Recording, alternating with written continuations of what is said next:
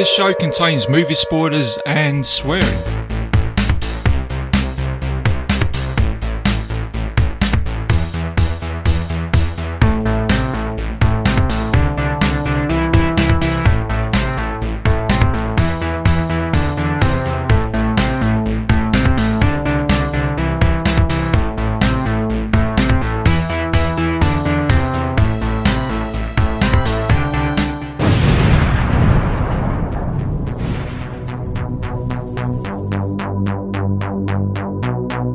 Hello and welcome back to another episode of Bitesize Cinema. I'm your host RJ McCready, and for this episode I'm going to be taking you guys back to 1970 to look at Clint Eastwood's treasure hunting World War II movie Kelly's Heroes.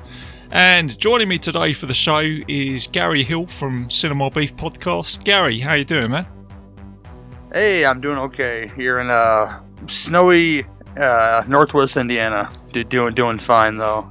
Yeah, I know. I saw your pictures on Facebook, and you was looking a bit like RJ McCready, you know, as if you sort of snowed in. I did that side-by-side picture for you because my beard was frozen, so I had to do the RJ glare for you. Oh, man. All you need is like a red flare or something like that, and a flamethrower and a bottle of JB or something. You see, I live in Indiana, so finding dynamite should not be that difficult. I'd imagine the hillbilly down the street from me has dynamite. I'd imagine this. Get it at your local store. Oh my god. So how you been then, Gary? I know you got back into podcasting again. I see you've done a few episodes, Cinema Beef. Yeah, the show's back on. You know, it's like me. It's off sometimes. You know, my brain tells me that if you're in some sort of funk, don't do anything because it'll come out on the show that you're in a funk. Yeah. And so I'm no longer in that. I'm no longer feeling that kind of funk. I'm always feeling funky, of course. But we released the Valentine's show, and I think it's the first time in a while that I felt good about broadcasting. And then it comes out of the show, and on the next two shows that you'll probably hear, one hopefully coming out today. Yeah. Probably not, though. Maybe Thursday. More than likely Friday.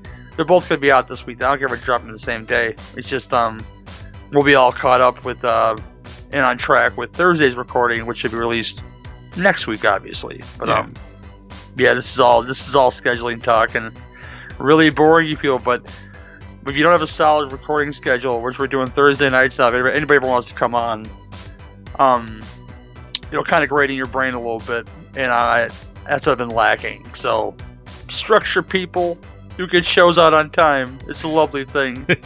Yeah, that's about it, though. Now, it's good to have you back, Gary. Like I say, I can hear, in your voice, mate, you're back to your old self again, and it's good. Like I say, you've been through a bit of a tough time, so it's understandable. And like I say, your head's got to be in it when you're podcasting, and like I say, that does come across, doesn't it? If you're in a little bit of a sort of down place or whatever. But, but moving on from that, what have you been watching? Have you, you've been watching anything recently? I mean, I know we was going to talk about Willy's Wonderland as a separate episode, but we've decided just to hold on to that for a little while, mate, because like it deserves, man. It does. Nothing major, really. I've been rewatching some stuff. I felt one day I was at work and I had the option to watch movies at work because I'm pretty much by myself most of the time. I wanted to watch National Lampoon's Vacation. So I did. Oh, and wow. You realize certain things. Yeah. Huh. You forget stuff like the little jokes that are in there that if you watch it on television, those jokes aren't in there and it makes you sad. Yeah. And you get Beverly D'Angelo boob in that movie, and that ain't not bad. So there's that. But Beverly D'Angelo boob is always good on any day. Yeah. I'm not gonna argue with that. You forget little things like that, though. It's and the jokes still work really well. I think people love Christmas Vacation, but it lacks the dirtiness of that first one. The little stuff, and not that I don't like it.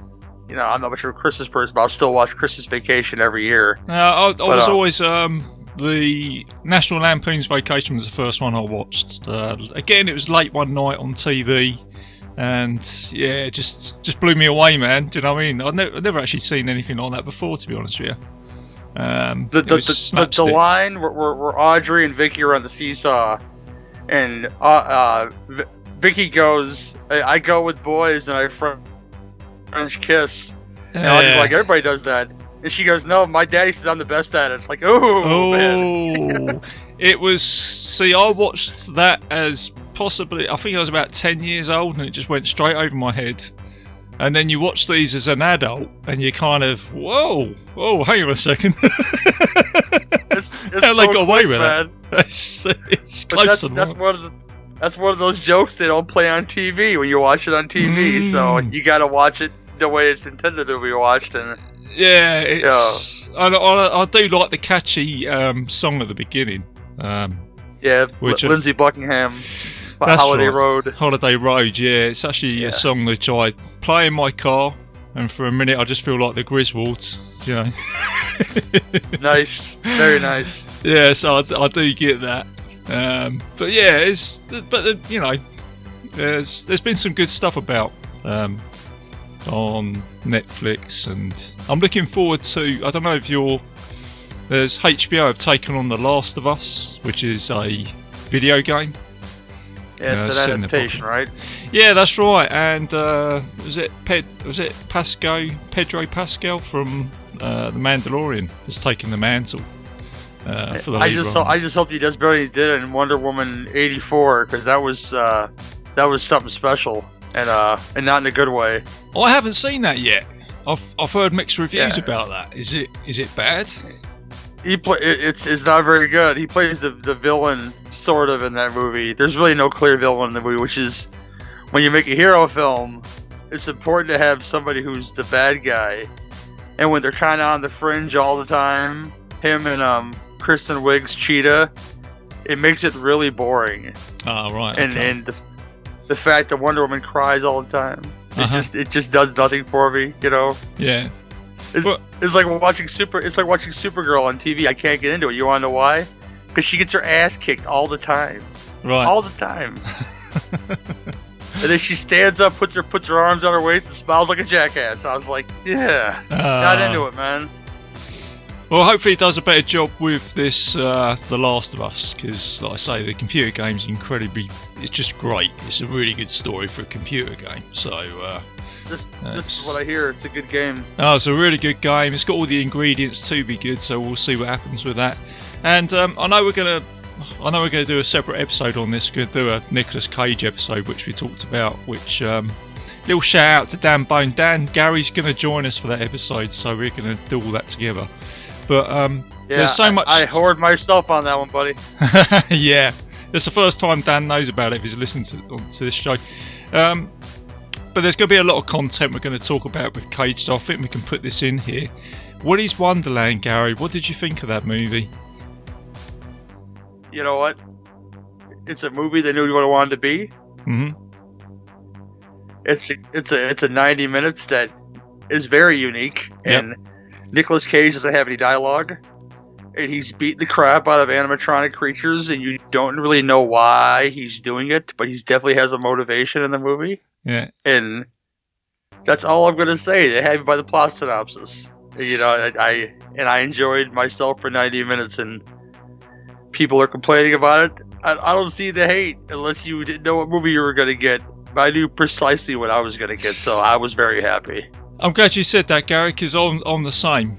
And I'll be disappointed if they stop making films like this as well, because sometimes I don't need to know all the backstories, and it's just done what it said on the tin. Nicolas Cage fighting animatronic dolls in a wonderland, theme park. And I won't say any more than that either. It just did what it needed to do. And I was entertained for, like, say, 90 minutes. So, yeah. And it's Nicolas Cage as well, isn't it? So what more do you expect? Staring at the screen a lot, just mugging, know? Yeah.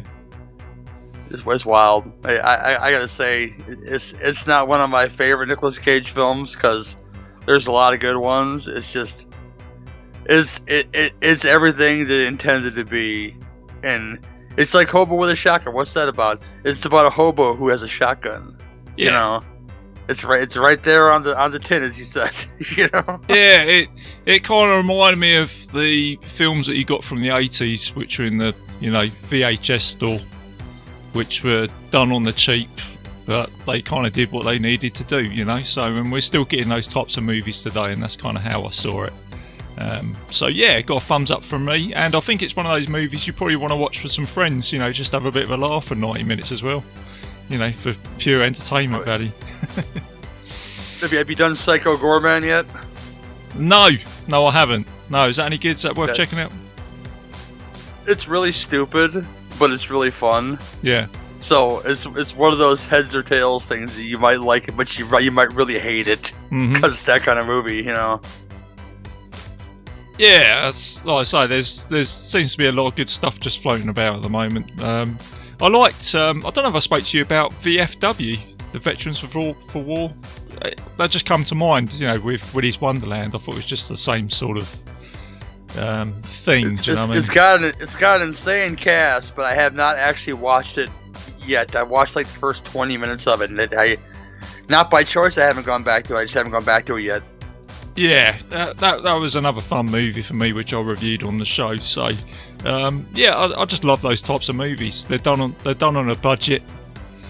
They've got that sort of aesthetic to it. Do you know what I mean? That 80s vibe. So yeah, no, it gets my vote.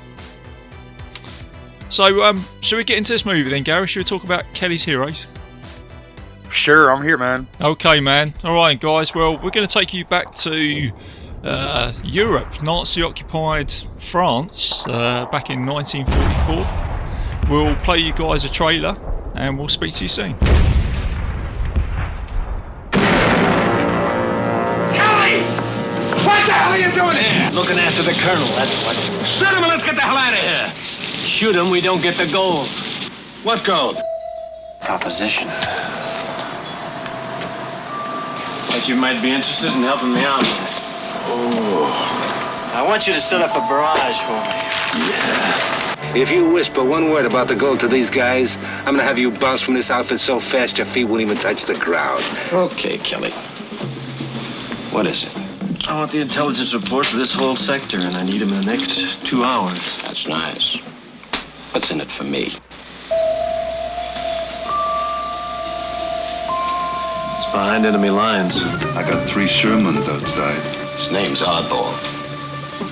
A Sherman can give you a very nice edge. These are my boys. It's still up.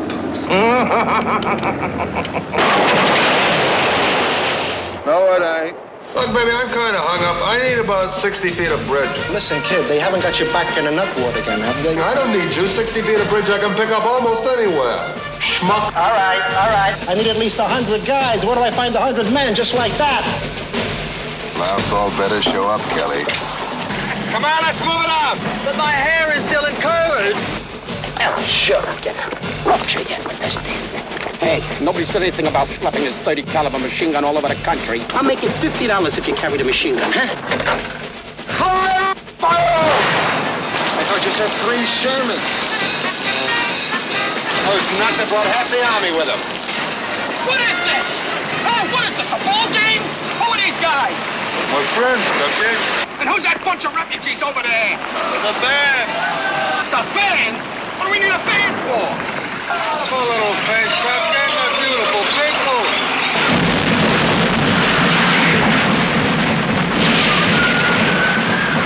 You see, we're just a private enterprise operation.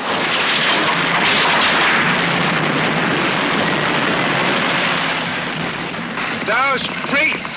That ain't an army, it's a circus!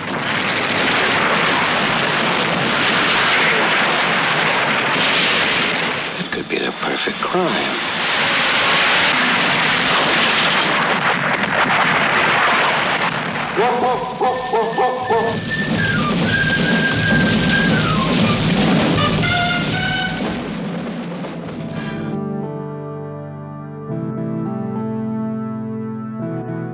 And welcome back, guys. So, a group of US soldiers sneak across enemy lines to get their hands on a secret stash of Nazi treasure.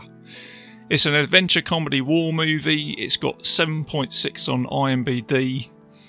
And it was directed by Brian G. Hutton and starring Clint Eastwood and Telly Savalas, Don Rickles, Donald Sutherland, and many other people which we'll bring up along the way. But Gary, Kelly's Heroes. So what can you tell me about this movie, man?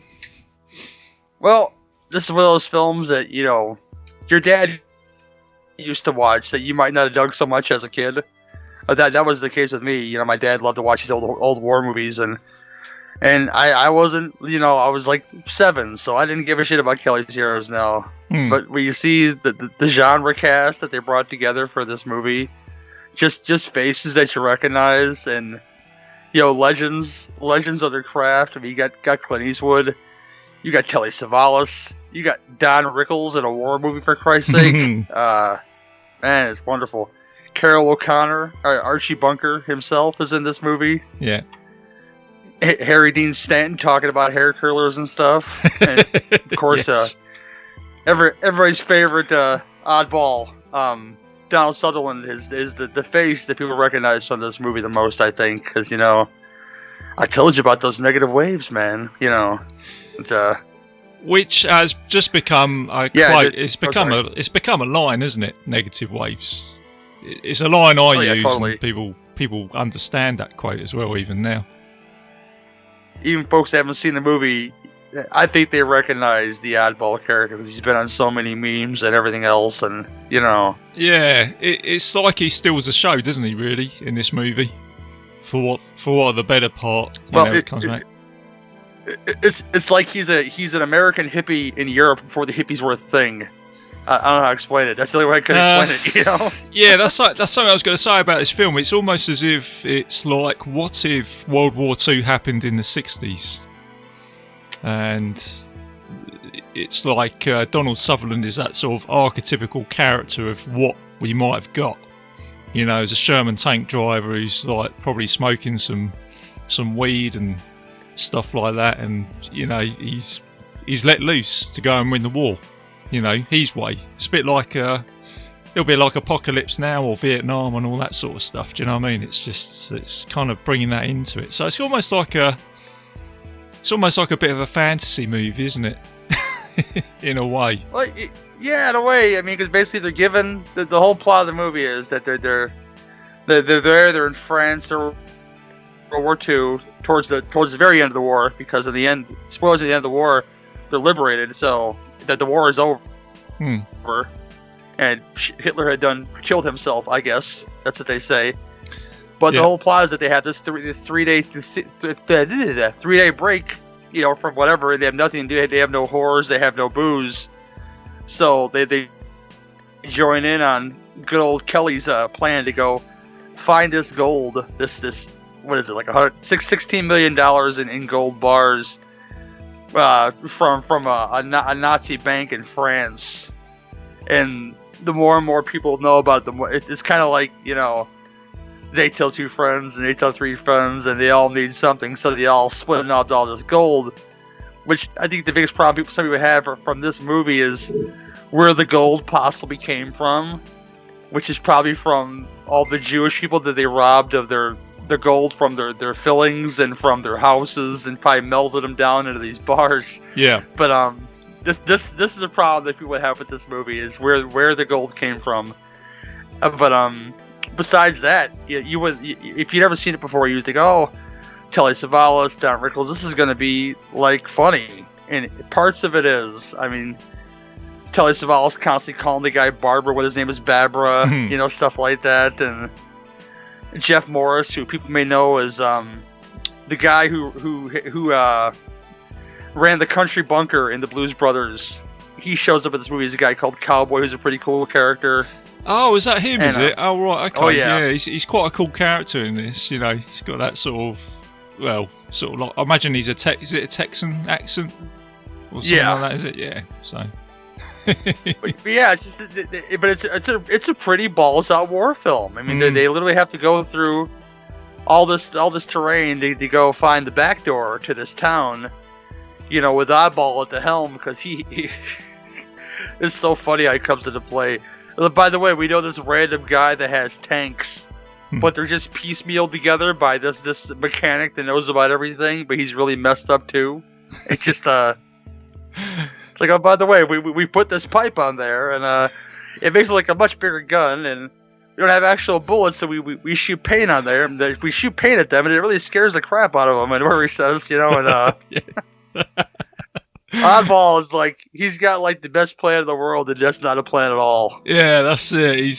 Hey, he really loves that tank though. He's like Tank Girl before Tank Girl existed. So it's a because he says he's put a reverse on the tank, isn't he? He goes, we like to get out of trouble just as quick as we get into trouble, and stuff like that. And he says it's a beautiful thing, and he's put like speakers on the side of the tank as well, isn't he? It's just like, say, it's this whole, almost like I said, like Apocalypse Now, as if World War II happened in the 60s, with this sort of hippiness and all that sort of stuff.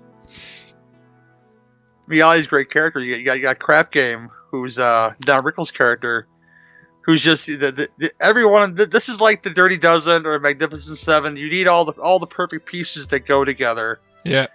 You got Kelly, the guy with the plan. You got Telly Savalas, who is the guy basically who execute the plan.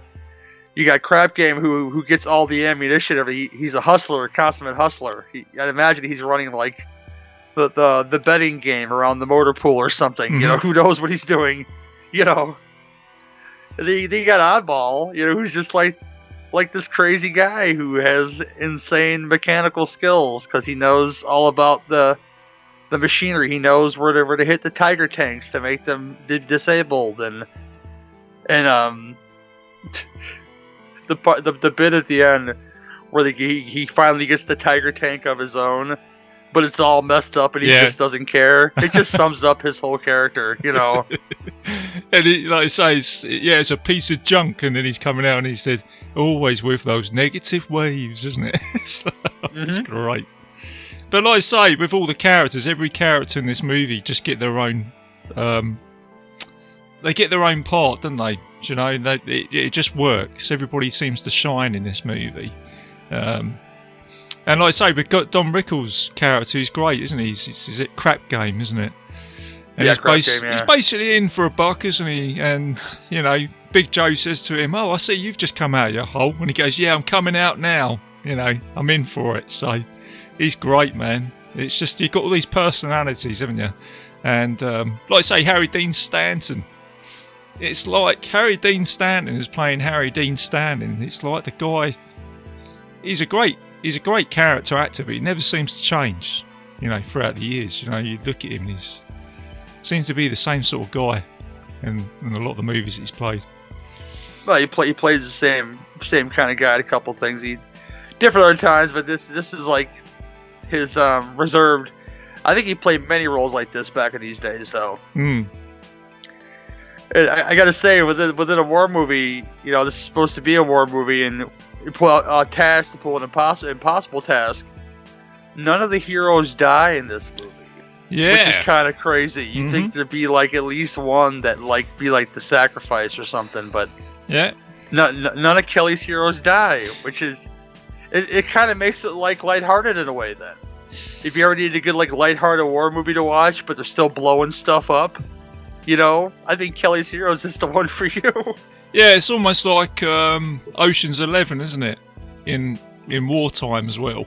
And like I say, I noticed that as a kid because, I watched a lot of war movies when I was growing up, like The Dirty Dozen, where, a little spoiler if you haven't seen that film, but only one of them survives in the end, which is Charles Bronson. So you was kind of, when I watched this, I was kind of expecting that with this, but no, lo and behold, they survived, didn't they? They get the gold. They take the Nazis out of that town, Claremont or wherever it's called, and then they get onto a truck and then they go into the sunset. And that doesn't usually happen in a treasure movie either, does it? Especially with I don't know how familiar you are with The Italian Job, which is I've watched the original and the remake. I like both of them. But funny enough, it's the same writer. The guy who wrote this was the guy who wrote The Italian Job. And obviously at the end of that, they're hanging on the edge of a cliff, aren't they? Which is hilarious. I think it just works really well for that film. But when I first watched this, I was kind of expecting something like that to happen. But it doesn't. Like you say, it's different. I mean, you gotta be clear though. There's peril all over this movie. It just they're so, I didn't say they're so good at their jobs, but they're so like destined to find what they're looking for. Like nobody dies. They get blown up with mortars all around them. They get blown up by Nazi mortars. They lose their whole vehicle. They're tasked to carry all that heavy ammunition on their own. Yeah.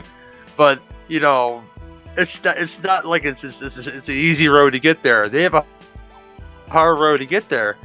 It's just nobody happens to die. No. So it's like, because it's something like, oh, Oddball gets killed in the final scene, you'd be upset. But at the same time, you know, the fact that nobody dies kind of makes like, yeah, this is a movie that you could enjoy with your kids because it has all the adventure of a war movie, but there's no blood and guts. It's not Saving Private Ryan. You know, the opening of that movie is just, it's gross. I mean, I know war veterans who can't even watch that movie because of how real the Normandy scene is at the beginning of that movie. And but this has none of that. It has all the shoot 'em up stuff, all the cannons blowing off and the mortars blowing off, and you know, great plot to it, which is, Kelly gets a Nazi general drunk to tell him where the gold is. Yeah. It's like don't worry, I've done this before. I'm just waiting for the right moment here. You know? And like you say, you've got Telly Savalas, who does a standout performance in this. He's just shouting at the beginning of the movie, isn't he? And he's talking to his friend Mulligan. It just happens to be his brother in real life. And he's going, Mulligan, you're sending the mortars to us, you know what I mean? And then there's like Little Joe character, isn't it? He's on the phone to him. He says, Mulligan says he's sorry. You know, just little things like that. It's just the humour. Which really brings this film along.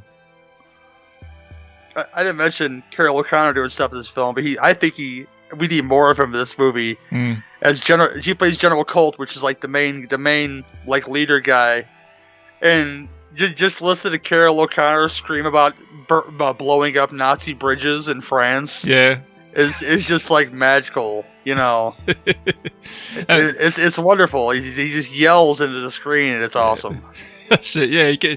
Get me my uniform or something like that, he says, isn't it? Because he's going to go. Because that's the other thing is, our heroes in this movie are going out to get the gold. But the thing they're also doing is they're also winning the war at the same time, aren't they? Because their motives to go to this town is actually they're taking on the Germans and they're getting across bridges and they're taking on Nazi-occupied France, and they're still fighting, aren't they? But it's like the gold has given them that motivation to push forward. And you mentioned Saving Private Ryan. When I rewatched this, I thought this feels like a sort of foreshadow to Private Ryan. So you've got a company of, soldiers going to get something, but instead of saving a private, they're going to get the gold. And that battle in the end just looked a lot like the end to Private Ryan. So that's it's just set up pretty much the same. Yeah, you're right. Yeah, because you've even got the Tiger tanks and the setup, and there's a guy who's up in the bell tower, isn't he, with the sniper rifle and all that. And I just thought, wow, it just looks like the same setup. Yeah, it's pretty brilliant too, because the whole idea of their tank being so loud because it's so piecemeal, they put a Detroit engine in that thing to make it go. It's like, here our Detroit engines coming from a mile away. They're just clanging on that bell so they don't hear them. And yeah, clever. They play the Nazis. They play it like Hogan's Heroes, where they make the Nazis kind of stupid. Yeah, because they don't recognize anything's going on until they get shot by the Americans, and it's And I love the very end where they're gonna go get the gold, and there's one standoff Nazi in the Tiger tank who is not gonna parry to them going to get into this bank, until they show him what's in the bank, and then he's like, "Hey, capitalism rules, man." Yeah, that's I'll be it. with Yeah, you. the persuasion of gold. You can see it in his face, isn't it? All of a sudden, he's on their side, isn't he? And there's also a bit of backstory with the characters as well, especially with Kelly, because he's been busted down to private. I think he was a lieutenant or something. He's obviously done something wrong. But even though he is a private, everybody's behind him, aren't they? As the leader of the pack, he's either overtaking Big Joe a little bit, isn't he? They know he used to be a lieutenant, because something had happened where he had some troops under his command that got all shot up, and he took the blame for it, and that's why he got busted down to private. Yeah. And yeah, I'd like to say it's good to see Clint Eastwood in this movie. He did a film before this, which is made by the same director, which is Where Eagles Dare. And it's got the similar sort of tone to it, but like I say, there is bits of Eagles Dare in this with the adventure. But like I say, the comedy and the treasure hunt movie and all that, and like I say, the oddball with his hippiness and tanks and all that, just on the whole, it's just a fun movie. But like I say, it's also got, like you said, there's some dark elements in this movie as well. As you mentioned, I love that this movie basically started the trend to where the weird guy is the tech guy, because that trend has worked in so many things. If you look at Independence Day, you got Brent Spiner with the big hair as like the main scientist. He don't look like a scientist. He looks like a guy's been awake for like 29 days or something. Yeah, that's it. But it just like starts the trend of like the weird guy being like the smart guy, the guy with the plan, and yeah, that's a good point. Actually, Oddball never. I'm sorry. Oh no, I was going to say, did Oddball set the tone? Do you think in 1970 this movie? I think so. I think he did. I mean, he set the tone for the whole adventure, really, because there was a time where he didn't have a plan. Other times, they're especially Telly Savalas' character, who was kind of playing it by the hip, for the most part. He led the troops in, but only when you had a whole bunch of them together. I mean, when they finally got to the main town, and they had all those troops, he was going full on commander on those troops and shooting the Nazis and stuff. It's just a lot of great action set pieces in this movie, and I can appreciate that. As you mentioned some TNT earlier. Apparently they used a lot of TNT because there was no CGI back then. This is all practical special effects, and those explosions were real apparently, which looked pretty good. There's a lot of explosions in this film when I looked at it as well. Oh yeah, old-fashioned stunt work where you could possibly die on set for sure. Well, yeah, that's it. And they filmed it in Yugoslavia.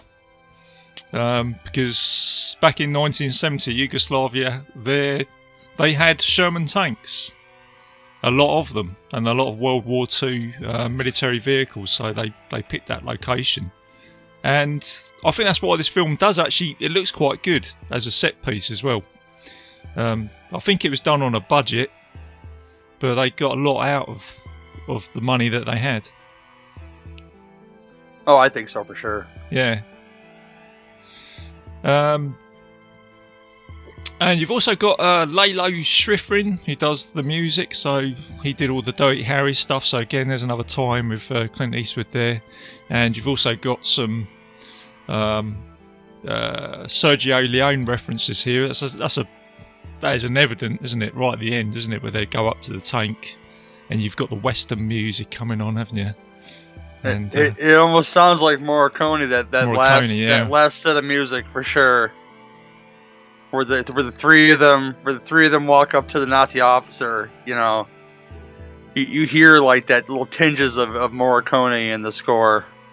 Yeah, I just think it's great to see those three actors all together as well, isn't it? Donald Sutherland, Telly Savalas, Clint Eastwood in a World War II Western type scene, taking on a Tiger tank. I thought that was very clever. And obviously... Yeah. Sorry, Gary. Oh, go ahead, I'm sorry. Oh, I was just going to say, obviously, you mentioned the Dirty Dozen. Telly Savalas and Donald Sutherland were part of the Dirty Dozen, weren't they? So there's a little bit of a sort of tie in there. I think what makes this different than like this movie, that movie and like Magnificent Seven, is that all like the four main guys, 4 or 5 main guys, they're all so very different in character and tone. I mean, you got the gruff private slash lieutenant in Clint Eastwood. You got the loud, guy who's just tired of war, and Telly Savalas, who just wants some whores and some booze, and you got Oddball, of course, who's just a character by himself, and you got Crap Game, Don Rickles, who is somebody who you never expected in a movie like this, but as your consummate hustler. Everybody's got their job, and it all works together so well. And the movie's over 2 hours. It's like 2 hours and 20 minutes or something, but it doesn't drag. No, it keeps going. And that's hard. I tell people, like stuff like Lawrence of Arabia. I was like, yeah, that's a 4-hour movie that doesn't drag. Like, what do you mean? It's 4 hours long. Yeah, but you don't feel that 4 hours. You don't feel this 2.5 hours either. So.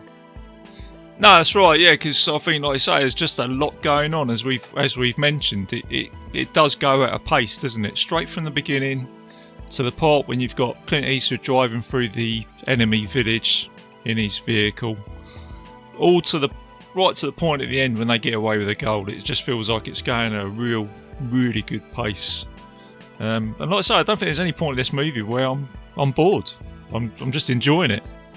And you've also got the was it Mike Curb Congregation band, the song Burning Bridges, which turns up quite a bit in this movie. Oh yeah. Which I enjoyed. I think it's a good song. I think it goes alright with the movie. It's a different type of song. It sounds a bit very sort of, like you say, like the oddball hippie type thing, going into a World War II movie. Yeah, for sure, man. It sounds like not a fight song. I'm looking for the word here. Torch song. There we go, like a hippie torch song. Kind of, that's right. It doesn't. It shouldn't go with this movie, but it does. And I think, like I say, that's because of the oddball character and like I say, it turns up a few times. I think it comes up sort of midway in the movie when they're on the Sherman tank.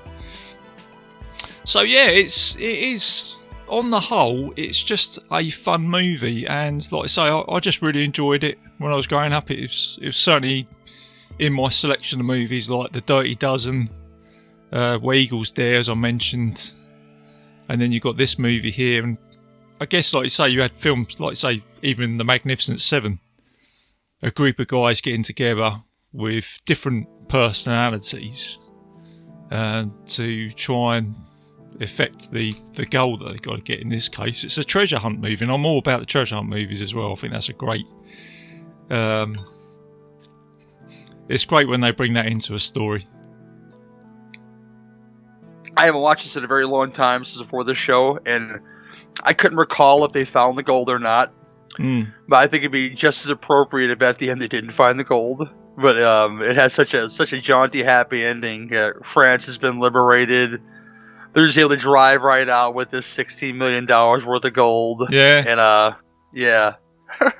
I think if on a parallel universe, though, if this film could potentially have 2 or 3 different endings, like you said, they get there and they don't find the gold. It's almost like the Germans having them over, or they all die or something. Do you know what I mean? Or there could have been some greed that's set in or something like that. It could have been, I suppose, it could have been a darker movie without the comedy. So there could have been some different spins on this story, which I think equally would have worked. I think we'll still be here talking about this movie today, probably in a different tone, but yeah. But if you've got like a 10-year-old kid that is not interested in war movies at all, I'd say show him Kelly's Heroes, because it's just enough lightheartedness and enough being hardcore with the explosions and the guns going off, and you get some squibs here and there, but that's like the extent of the violence in the movie. A lot of it's just blowing stuff up. So if you were about like, hey, I don't want my kid to watch people getting shot. Well, it's wartime, baby. This is how it went down. Well, not in real life. No, that's right. That's worth mentioning. Actually, it's a sanitized war movie, isn't it? So, Saving Private Ryan, you saw a lot of limbs blowing up and everything. And like I say, in this movie, people get shot and they just fall down to the floor, don't they? And then that's it. So, yes, it would be a good introduction, as a 10-year-old to have a look at this movie. The only other film that came out, which I thought was possibly a homage to this, I think it was in the 90s or early 2000s, was The Three Kings with George Clooney, Mark Wahlberg and Ice Cube. Oh yes, they're in the desert though, I think. Yeah, no, they're in obviously the first Gulf War, aren't they? And I remember going to watch that, and it's almost the same kind of plot. But yeah, I haven't watched it in a very long time. But they do find out that there's gold somewhere in the Middle East in the desert, and they go seek it out. And yeah, it's almost the same idea. Yeah, for sure. Yeah, when I went to go and watch that, I thought it's the only other film that I've seen which I think has kind of got the connection to Kelly's Heroes, and I can't think of any other movie which has done that. Obviously, you got your heist. Not like directly like that. No, not directly. Like you said, they have some pretty hot stars in this movie of the time, and Mark Wahlberg, Ice Cube, and George Clooney are pretty hot stars at that time. So like an ensemble type deal too. But yeah, they definitely took some inspiration from Kelly's Heroes making that movie. Yeah, go check it out, man. If you haven't watched it yet, that's my best advice. Yeah, go check it out, people. Like I say, it's a fun movie. It's one, as I always say, one to watch late at night with a couple of beers or something and some munchies, and just sit back and enjoy it. So there you go, guys. That is Kelly's Heroes. Go check it out if you haven't seen it. So thanks for coming onto the show today, Gary. Good to have you on board. Yeah, thank you for having me, man. No problem at all, man. So what's your next episode for Cinema Beef? Or well, tomorrow we should be putting out a show where we do Assassin's Apprentices, basically. We do The Professional, the Luc Besson movie, and the Mechanica, Charlie Bronson, Jan Michael Vincent movie. Yeah. And then the one following that one would be, we had a guest on that one. Mike Merriman was on that show. We had another guest on the next show, Greg Mortis from Land of the Creeps. Land of the Creeps has been a horror podcast since like early 2000s. They've been around for a very long time. But he's been my friend for a long time. It's the first time on the show. We did George Kennedy on a boat. We did Death Ship and we did Uninvited. If you haven't seen those films, they're right. There's something to watch. It's funny. It's really funny you mentioned George Kennedy because he's the one person I could have seen in Kelly's Heroes. Oh yeah, I can see that. Yeah, it's funny you mentioned. I was going to mention that on there, but yeah. He's just that guy that turns up, isn't he? If you got onto a plane and you saw George Kennedy, get off it. It's every disaster. Connection to Cool Hand Luke, which is a wonderful film. If you ever seen that film before, classic film. You put Paul Newman in that cast, I would be more in love with Kelly's Heroes. Oh yeah, okay, yeah, an alternate cast. Yeah, I can see that. Yeah, you could pick and crew there, man. It's all good though, but yeah, George Kennedy on a boat. Uninvited. If you haven't seen that film before, it's about an infected cat who has another cat inside of its mouth that is like nuclear or something. Jeez. Where the hell did you find these films, Gary? Jeez. It's a Graydon Clark film, which you don't know that it's a guy who made Joysticks, and he made Black Shampoo, and he made Without Warning. And, yeah. Jack Palance. Yes, Jack Palance. Many different kinds of films. Right. And they're all very unique. So if you haven't dug into Graydon's... Oh, Wacko. Check out Wacko. Right. Wacko is a slasher film in which the guy wears a pumpkin on his head and he kills people with a lawnmower. Oh my god. And it's a comedy / horror film, and George Kennedy plays a pervy doctor in that movie. It's freaking magical. Kills people with a lawnmower. That reminds me of Brain Dead. I think that's the only other film I know where he kills. I don't want to people give away. I don't want to give away the subplots to Wacko, but there's something with the lawnmower that make you laugh every time. Okay. Right, okay. It has something. It has something to do with sex. Is all I'll say about that one. It's so funny though, but I'm gonna leave that one at that. All right, Gary. Well, thanks for that. Well, check out Gary's show, Cinema Beef Podcast. And thanks today, guys. Hope you enjoyed the episodes. Just for a little bit of admin for the show, I am a proud member of the Legion Podcast Network. So please go and check it out. And so is Gary as well. So go and check out all the other podcasts on there. I've also got a Facebook page, which is where I'm most active. So put anything on there, put any movies on there you want me to cover. You can find this show on iTunes, Spotify, YouTube, and several other players on the internet if you put in Bitesize Cinema Podcast Legion. And also check out my new show. I've got a new show out called the Mystery Vault Podcast, where I talk about the unexplained. So check out the first episode there, which I cover the Roswell incident. So having a ton of fun with that. So I got to throw one more shout out to our. You have any friends or listeners in Texas? Thinking about you guys, and you're cold right now. You're not used to that sort of thing, so yeah. My one friend's got no power and no running water right now, so it's nuts. So okay, man. Your Legion brothers and sisters thinking about you guys. Okay. Yeah, keep safe out there, guys. Hope you're doing well, and thanks for that, Gary. And just before I close the show, here's a little tune for you guys out there. It's from Gav Chucky Still's album, The Vinyl Pervert, and it's called Ladies and Gentlemen. So I thought I'd play that on the show. So enjoy, and as always, keep it bite size, keep it safe, and I'll see you soon. Ladies and gentlemen. Ladies and gentlemen. Ladies and gentlemen.